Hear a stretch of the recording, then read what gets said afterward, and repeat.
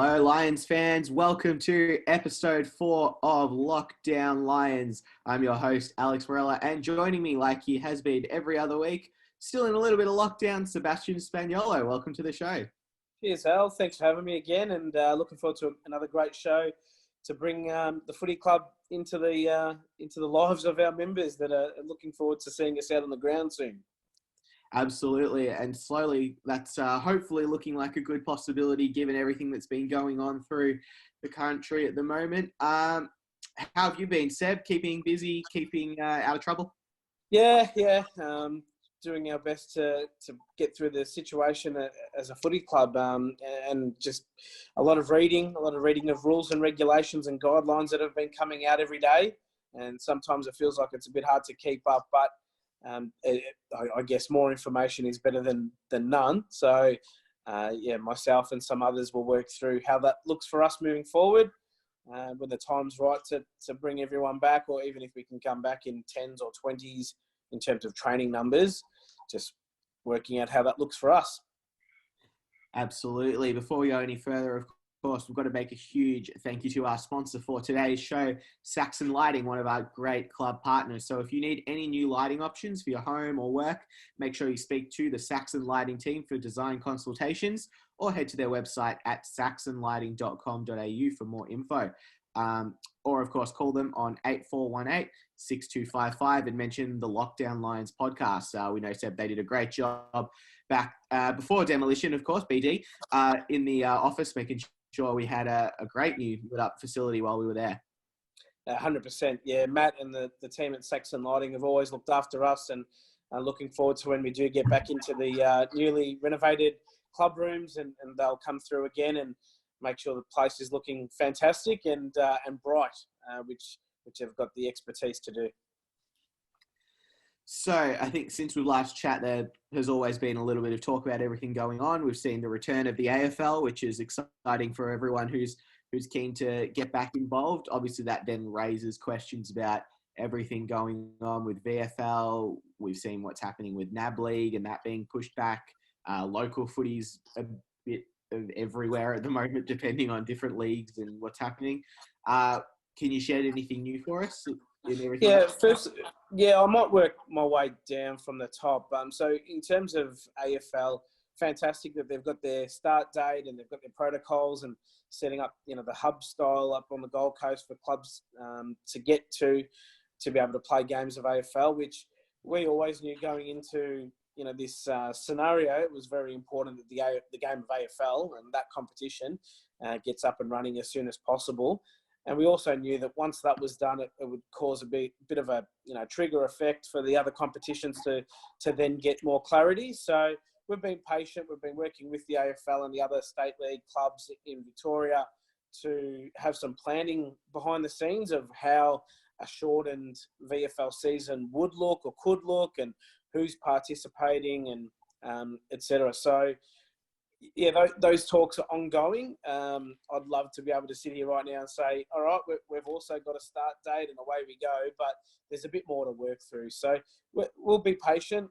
They'll give it the amount of time that it needs before rushing into any decision one way or another, because the number one thing is the health and safety. And I know, we've said that a fair bit internally with the players and our staff, but we need to really live by that, and we can't afford to take a risk. Everyone's got loved ones at home and family members that might be in high risk categories for this, this virus. And what we don't want to do is rush into a training decision that could impact anyone. So that's from the top end. Great that AFL are going or will be starting. VFL, yep, we're working away at that. And then beneath our level, at local level, we'll keep our eyes on what's happening there, because the last thing that anyone in the football industry would want is clubs going to the wall or facing extinction just to get a shortened season up and going. So, again, everything that we're hearing is through the media. I've spoken to a few clubs that I know people that are involved with, and they've all got the same sort of thoughts that, of course, we want to play football. Of course, we want to get out there, but we can't come out the other side losing football clubs and grassroots and losing players to other sports, or players losing interest or anything like that. So Yeah, it's a bit of work for everyone to do, but that's okay. No one thought this was going to happen. It's not as though we had a virus plan going into COVID-19. So I think coming out of it, if clubs can find a way to be strong and make sure that they've got viability and sustainability moving forward, I think that's the main thing, apart from the health aspect, of course. Of course, we need to make sure we protect the elderly members of the footy club, like Pete McAvoy, who's obviously at high risk of getting anything like this. So we need to make sure that we're looking after everyone around the club. So, 100%. Yeah. Absolutely, got to make sure. And just from a training protocols point of view, like our players have still got their individual training programs, and they're following the Victorian state guidelines at the moment. And those are things like, less than 10 people can get together for recreation activities. If our players choose to go to a local park somewhere and have a kick with 9 of their mates, then as per the rules in Victoria, they can do that. But there's no official club sanctioned training at the moment. And even if we wanted to, we couldn't because, our ground is still being worked on as we speak. So update from a ground point of view is that all the new drainage has gone in and underneath the playing surface. It's now about getting a new level of grass coverage across the surface rather than rushing into it, which would probably damage the work that's been done. So that'll take some time to knit in and bed in, I suppose, and get nice and firm by the time we can get out on the ground. So a lot happening, a lot to be excited about still, and can't wait to actually just have the guys all together and all of our staff as well, our trainers, our medical team, to be able to get together regardless of playing or not and just have a chat with everyone again. I think that's what we're all really looking forward to because we've really got a tight bunch at our club. Absolutely, and we're certainly looking forward to those days when everyone can get back together. All right, let's move to our special guest for today. He is coming into his 3rd year on the list, if I did that correctly. Please correct me if I'm wrong with that. But joining us all the way out from Kilmore, where they've been absolutely pillaged by a hailstorm overnight, is Jack Murphy. G'day, boys. Good to be here. Yeah, as you said, poor old Kilmore copped a beating last night, so about 1:30 a.m. Some pretty serious thunderstorms, but that happens up in God's country up here. So I hope the internet connection's okay. But I'm happy to be here, boys, and excited. Fantastic. Yeah. Thanks for joining us, Jack. Yeah, you've got us on the odd dial-up, have you? Or there's NBN out there? They're working their way up with the NBN, not quite yet, but we'll get it soon enough. So I think me and Harry Nolan are both the only 2 at the club without it at the moment. Right, there you go. So, Jack, coming into your 3rd year on the list, how have you found, I guess, this is probably the most unique preseason you've had. How have you found everything from a training and a teammate point of view? Yeah, it's been a bit weird. Obviously, no one could have planned for anything like this. So, obviously, the preseason was as normal for everyone, and we got through, and we're very excited to start this 2020 season. I think we were prepped and sort of well drilled through the preseason. Did a lot of cultural stuff, and then obviously a lot of strategic stuff. So I think we were placed for a very big year with our group. Then obviously the coronavirus come through, so that's out of our hands. But since then, the club, the boys, and everyone involved has been sort of very liquid with it and have a good ability to move with the times and sort of move with the updates that come. So the boys have been pretty good. As Seb said, we've just been doing our individual training just to keep fit and make sure that we're in touch for when we do go back. But yeah, we got an awesome program from Elliot and then also been in contact with Ricky just to make sure we've got all our strength stuff and then all of our running and stuff like that. The touch and stuff's a bit hard on your own, but as long as we're fit, I'm sure the touch sessions will come back once we're allowed to sort of get back together. So unique situation, but we're all sort of, hoping to get back, but it is what it is really. We're just sort of playing it day by day here with all the Coburg boys. Absolutely, mate. And how have you been coping, I guess, outside of footy as well? How have you been going with your work and everything like that? Have you been able to still make it in and do a bit with that? Yeah, Yeah, work's been pretty much normal for me. So Monday to Fridays, I wouldn't say have changed a hell of a lot. It's probably more the Saturdays and Sundays where I might get a bit bored because I don't usually have footy on a Saturday or Sunday, or go watch some mates play local footy or whatever it is. So the weekends I've had to be creative and come up with some stuff. So been spending plenty of time with my girlfriend, and then recently sort of had a little project, built a basketball ring in my mate's shed. So I've been using the gym at my mate's shed, which has been lucky because obviously all the gyms are closed. So been able to get in there, and we built a little basketball ring. So I've been shooting hoops in there, which has passed some time. But yeah, work's pretty much normal. So luckily enough, obviously there's a lot of people who are out of work and stuff like that. So I'm sort of grateful that nothing's really changed.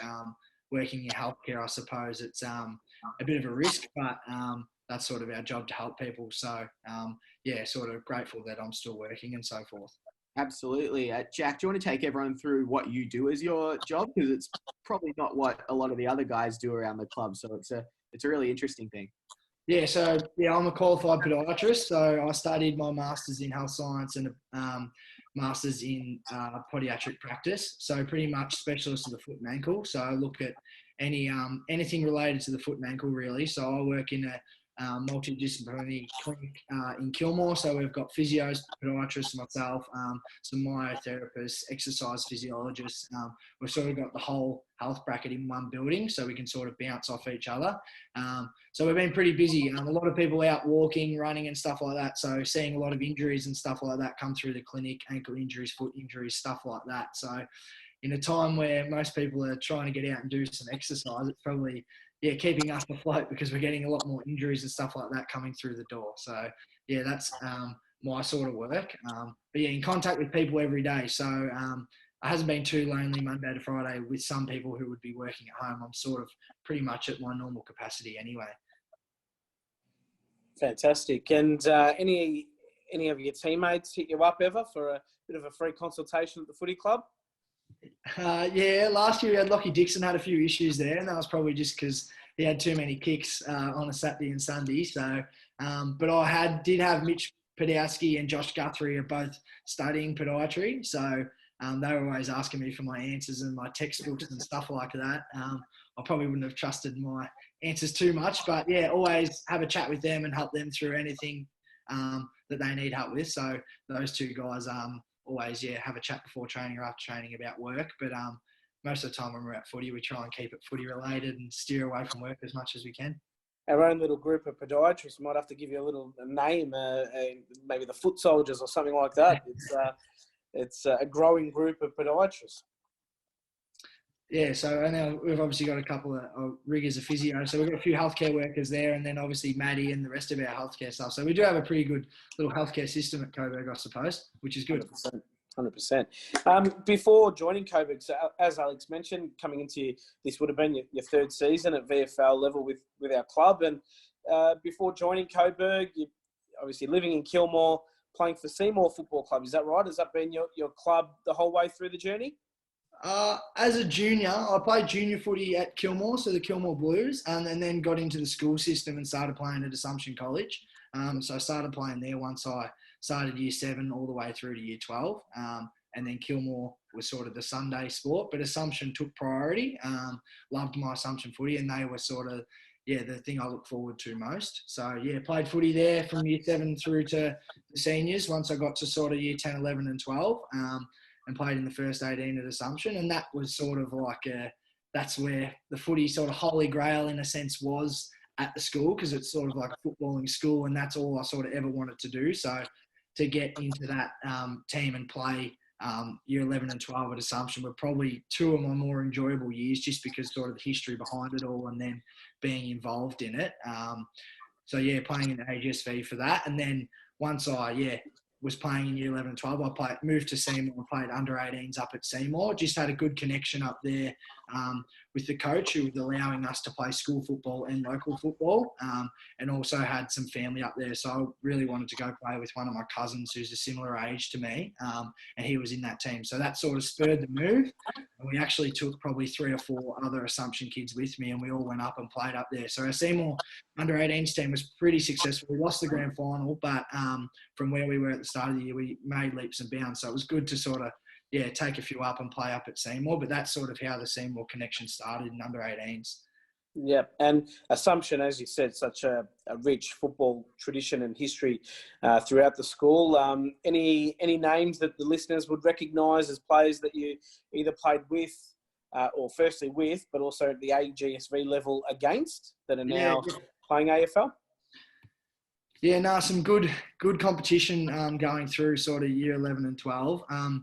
At Assumption, during my time to play with, Mitch Lewis went on to play, he's at Hawthorn now, so he was only year 10 when I was in year 12. But we sort of, had a team that sort of, we didn't have really any superstars. We were all pretty good players and we all fit the position that we were playing, and that we went on to win the premiership that year in 2014. So no superstars that actually went on to get drafted, but come up against plenty of good players. Kyle Langford, who's now at Essendon, Jason Castagna, he played for Marsland, so he's obviously a two-time premiership player at Richmond. There was a lot of good players in the competition that we come up against. And I think that was another highlight of the AGSV was you're coming up against these kids who are playing for their TAC Cup teams and these prestigious schools. And we were competing with them from the country. I suppose that's the difference. They're big private schools in the city. We're just a little private school in a scheme of things there in Kilmore. But able to get some country talent in, I suppose that's probably our benefit, is because we're nearer to the country, we can get some boarders at our school who live on campus. Lucky enough to go on and win that flag in 2014 against Ivanhoe, which had Kyle Langford playing for them and also a young Luke Bunker. So, nice. That was my first interaction with Lukey Bunker. He was only a young fella. He played well on the day, but, we got the 4 points. So it was a pretty exciting day. But, me and Luke definitely had some words back then, and now obviously very good mates. There you go. No, great to hear that journey, and coming through. Never really, pardon me for saying it, but didn't get picked for Cannon squads or representative sides or anything like that. So, what do you put your development down to, and your own sort of, the ability to get onto Coburg's list? Then, what do you put that down to? Because as you've seen with your time at the club, that the natural progression from NAB League to VFL, and then hopefully for some players they go on to a high level. For yourself, how did that journey take place? Yeah, sort of a unique route in a sense. Growing up under 12s, 14s, 16s, never made any interleague teams or representative sides at the Calder Cannons or anything like that. And obviously at the time it was always hard when your friends were making these teams and you probably thought you were good enough to be in them and weren't. But it is what it is. And I sort of just kept playing footy to the best of my ability. It's always something that I've wanted to do, is just play as the highest level I can. So I just kept digging away at that. And then after my year 12 year at Assumption, I played some pretty good footy and was selected in the AGSV representative side. So that was my first sort of team that I made. And then from there, the Calder Cannons did reach out for me to do a pre-season as a 19-year-old. So that was my first real interaction. So, headed down to Calder and did that first pre-season there as a 19-year-old. Didn't really think I was going to have much of a chance to make it, purely because they already had about 8 or 9 19-year-olds training and I was a new face to the system, but gave it my best shot. It didn't work out. Got cut at the sort of in roughly January. But during that time, ironically, they sort of send their 19-year-olds to Coburg, as we've obviously got the affiliation there, which you see we had Mitch Podowski and Ty Browning and stuff like that come across. So I actually trained with Coburg a couple of times then, but probably being naive, young, 19 years old, I didn't really think about what that opportunity that I was getting at the VFL level to even just train there. I sort of took it for granted and was probably a bit angry just about not making the Calder side. And for me, I just thought the best thing was to go back to Seymour and play some senior footy. Obviously hadn't played senior footy before, so I was excited at that prospect to go back, play with my cousin and some mates and play against some senior bodies. So that was sort of the path that I took. I finished that and went back to Seymour and played a couple of years there. So I ended up playing 50 senior games straight up since I debuted. So I was pretty lucky with injury and so forth, and really enjoyed my time sort of playing senior footy. I didn't know how I would go, at being sort of a smaller stature, not much weight behind me, but I think I fitted in quite well and sort of was a real role player for the team. We had some really good midfielders at the time that were playing up there. So Brett Meredith, he come off Sydney's AFL list, so he was a superstar of country footy. Jason Cole, well-known sort of superstar, playing up in the Goulburn Valley. And then Harrison Wheeler, another one, which is brother of Willie Wheeler at Williamstown. So had some good blokes that were feeding me the footy on a wing. So that made the transition really easy. And they were good blokes to sort of look at and really develop the footy on how they go about their training and stuff like that. But I think the main part was just enjoying playing and playing some good footy sort of gives you that confidence. And then, yeah, my connection sort of with Cliffo and Sturge come in just not too long after that. Yeah, so, yeah, on that, so Ben Clifton, a 100-game player for the Coburg Footy Club, much loved figure around the club. And then, obviously, our current coach, Andrew Sturgis, went there for the year in 2016, I believe, as a player. And I think took out the club B&F and dominated that competition.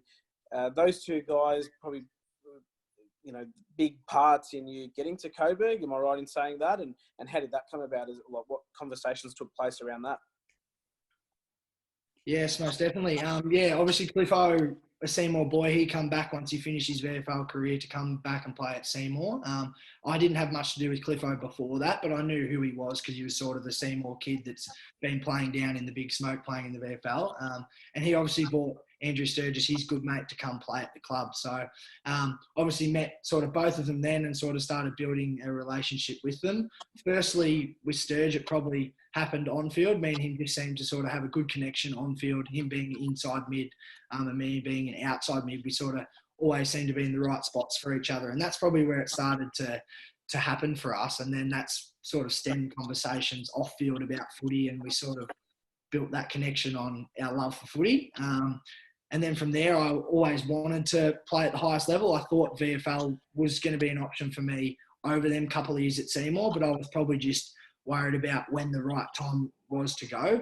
And I say, the 3 years that I had at Seymour, they were probably enough and I was ready to make the move. But having Sturge come to Seymour and then being the midfield coach at Coburg, the final year at Seymour, he sort of said to me, well, if you're going to have a go at VFL next year, how about this final year at Seymour, you train and do everything as a VFL player would?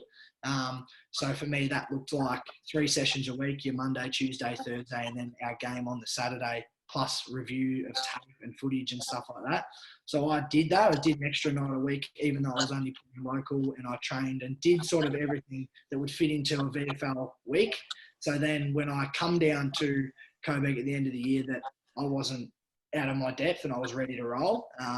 And to be honest, that back half of that year at Seymour was probably the best half of a year of footy I played. And then once I come into that Coburg pre-season, it was probably the best my body's been, the best I was feeling about footy. And I had a very seamless transition, and I was lucky enough to get a contract sort of the first week and a half, 2 weeks of training at Coburg. But that all come down to sort of that year before that Sturge sort of outlined with me, and I had him to sort of guide me through what needed to be done if I was to make it at the level. And there was no guarantees that I was, but he sort of gave me good guidance and gave me a plan to put in place. And I sort of did that and tried to tick every box on the way through, and was lucky enough, at the end of that season to come down to Coburg, train, and then get a spot on the list, and sort of haven't looked back since. You talk about your preparation and things. There was a time at Coburg where I know all the boys sat and chatted about what preparation they do during the week and how much effort they do, and Patch spoke to a lot of the players at the time. Can you outline what your weekly kind of preparation is for how you approach training, how you approach everything that's involved with it? Because I remember when you did bring up some of this, a few of the guys were floored at, how much you did in comparison to some of the others at the moment. Yeah, first couple of years was, I was pretty full on with my footy. I have relaxed a little bit since. I was probably coming from the local scene into the VFL.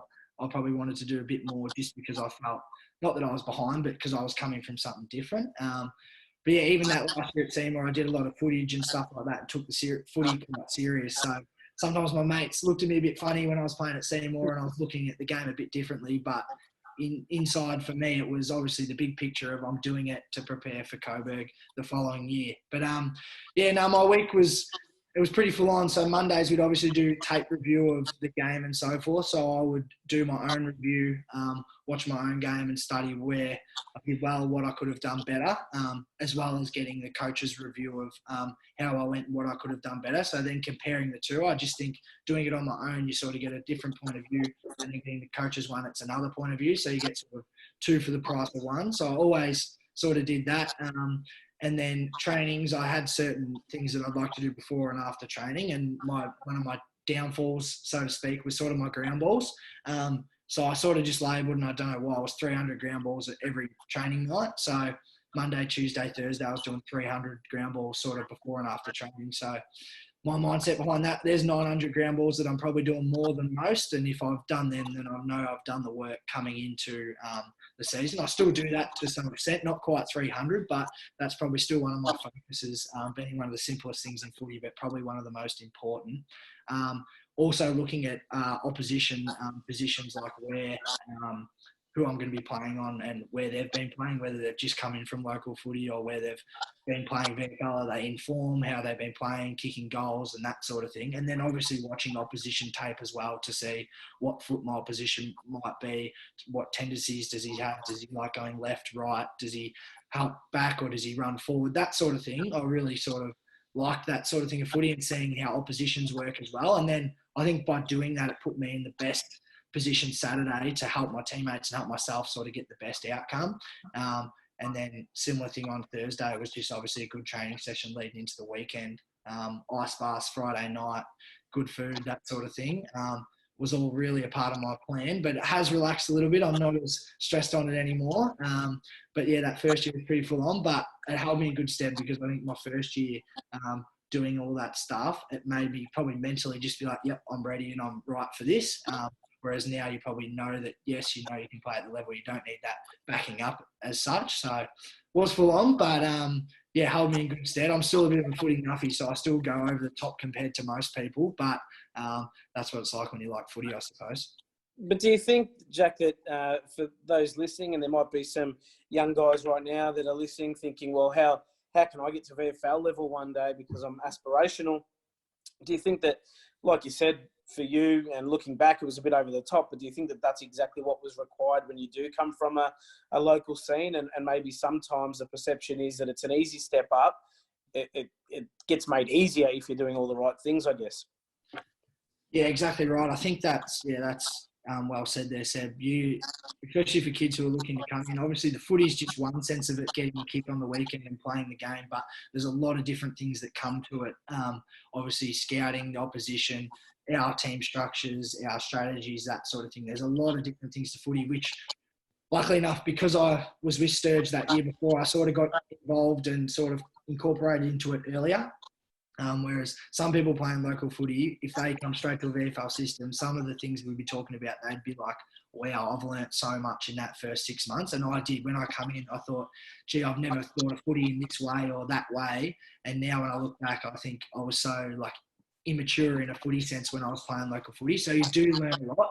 But I think if anyone is looking to make the jump, then doing those things or finding a mentor who's in the system or someone who's been in the system and practicing what you preach before you get there will hold you in the best stead. So when you're there, you're ready to go and it's not a shock. Whereas some kids who will come into the system and haven't done any of that, it's a real shock and they might not last. So if you do the work early, as much as it can be a pain, because a lot of time during your week, it might be, yeah, as I said, my mates probably looked at me a bit funny thinking, why is he watching tape of Seymour versus Euroa over and over and over? But for me, it was to prepare so when I come down the next year, I knew what I was looking for and I could fit in seamlessly. So, yeah, it is a bit full on, but if you do it, then it's definitely going to make the transition a lot easier because VFL footy, it is that next step and you've got to be ready for it. So, yeah. Brilliant. And, of course, one of the things you did get involved with last year at Coburg was the Mitch and Murph podcast, which you did so beautifully with pods. Did you enjoy doing that and having a bit of a go at, I guess, doing something different than just the footy aspect of the club? Yeah, most definitely. Me and Podsy, our connection probably first started obviously when he first came to the club, and he was a 19-year-old from Calder and so forth. But we really started talking about podcasts and listening to certain podcasts and that. So that was the first conversation of it. And then I think the club was looking for something more for the social media sides of things. And we're like, well, why not? Let's give it a go. We both like podcasts, listen to a lot of podcasts. We'll give it a go. So I thoroughly enjoyed it. It was good to get something different sort of away from off the footy field and give the members and sort of the fans something else to listen to. And it was good to interview the boys and get some stories and stuff like that. But yeah, I'm heavily into my podcast. Like every drive from Kilmore down to the club or whatever, I'm always listening to a podcast of some sort.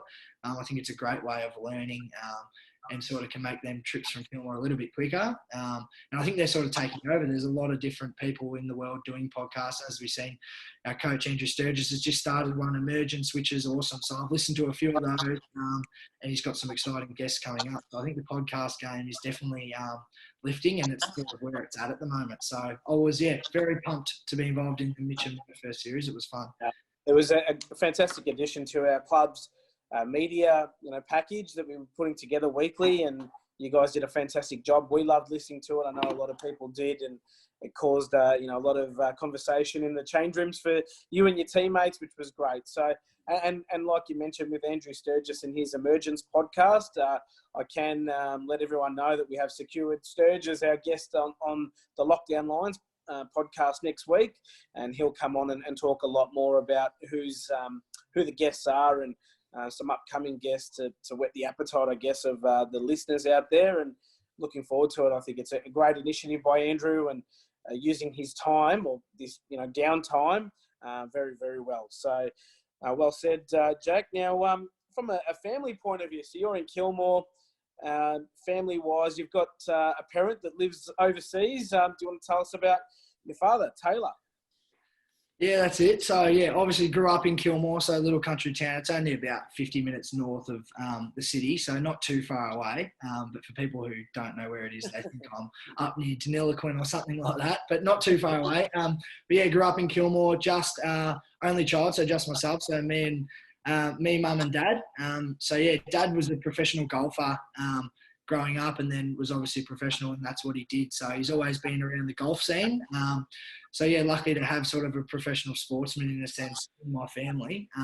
With that and his work, once he stopped playing, he obviously started teaching golf and sort of running a golf complex. An opportunity arose over in Vietnam. So Dad took it with both hands and went over to Vietnam. It would have been probably nearly 10 years ago. It would have been probably 2009, 2010, I think he first went over. Unsure of how it would go. Loved it over there. So, Dad lives over there, and he runs a big golf complex and sort of organises all the tours and stuff like that, organises a lot of caddies and stuff like that.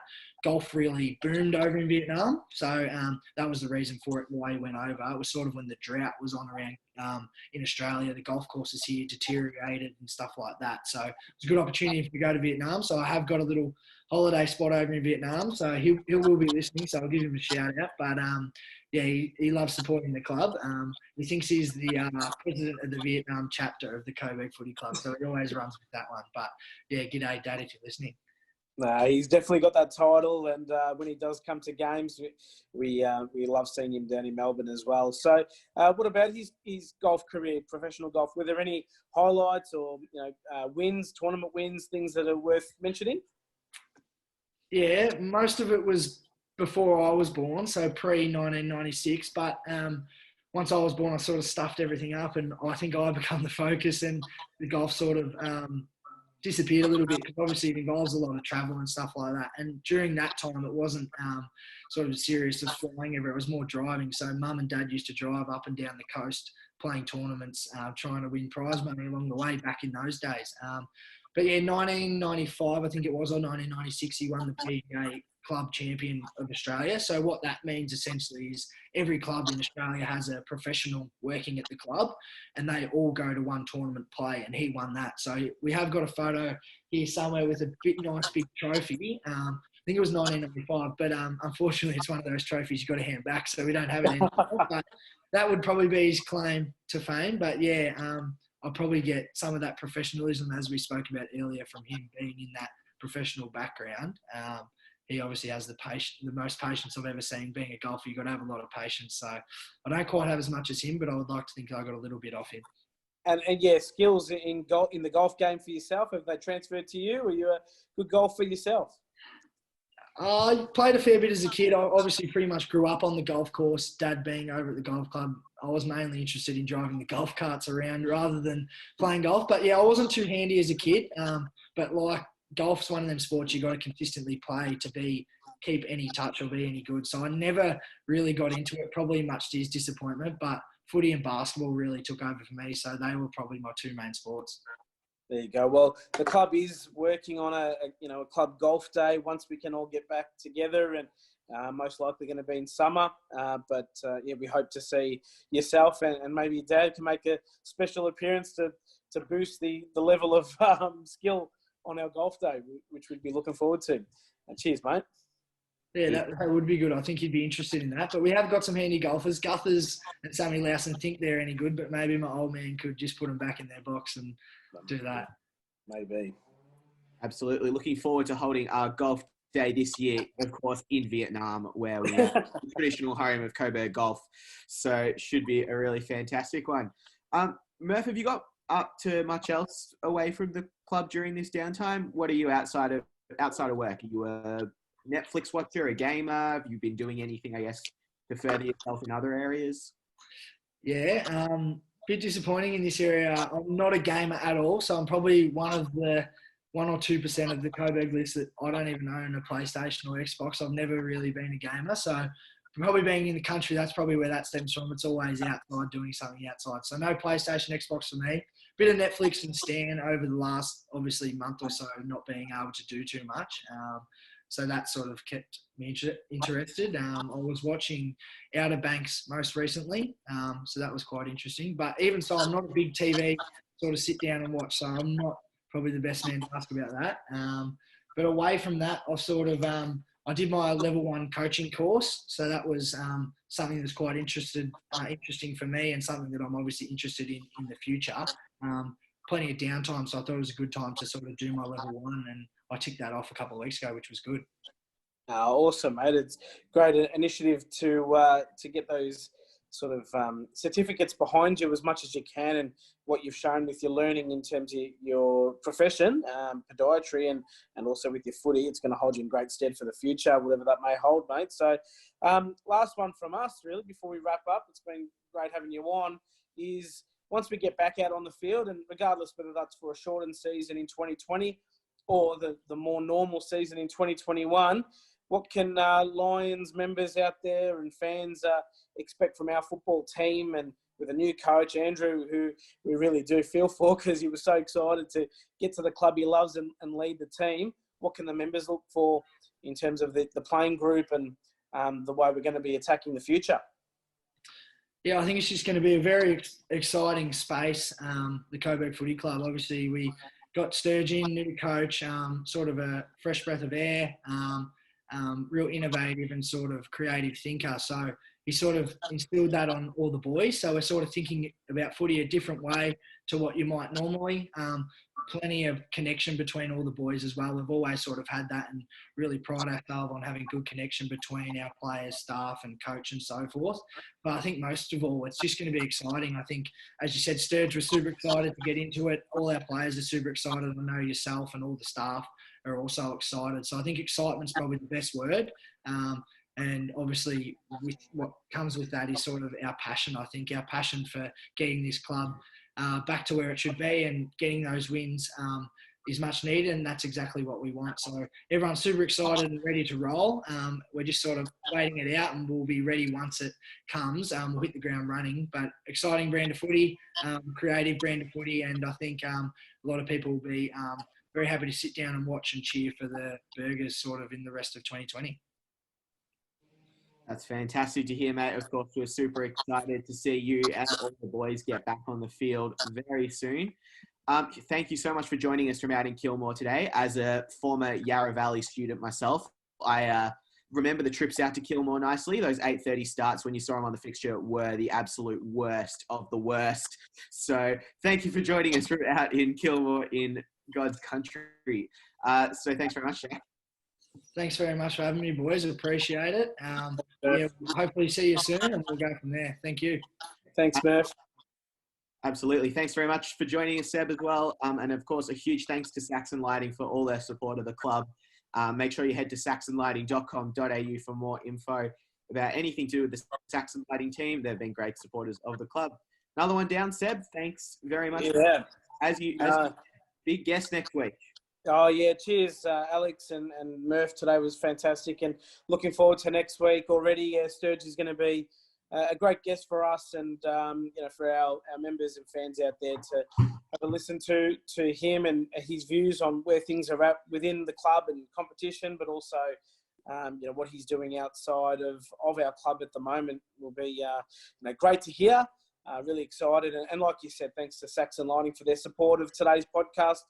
Couldn't do it without our great sponsors, and they're definitely one of those. So thanks again to you as well, Al. My pleasure. Always good to have some things to do during lockdown. So thanks very much for tuning in to another episode of Lockdown Lives. We look forward to bringing you more info with Andrew Sturgis next week. So thanks, everyone. Go Burgers. Go the Lions.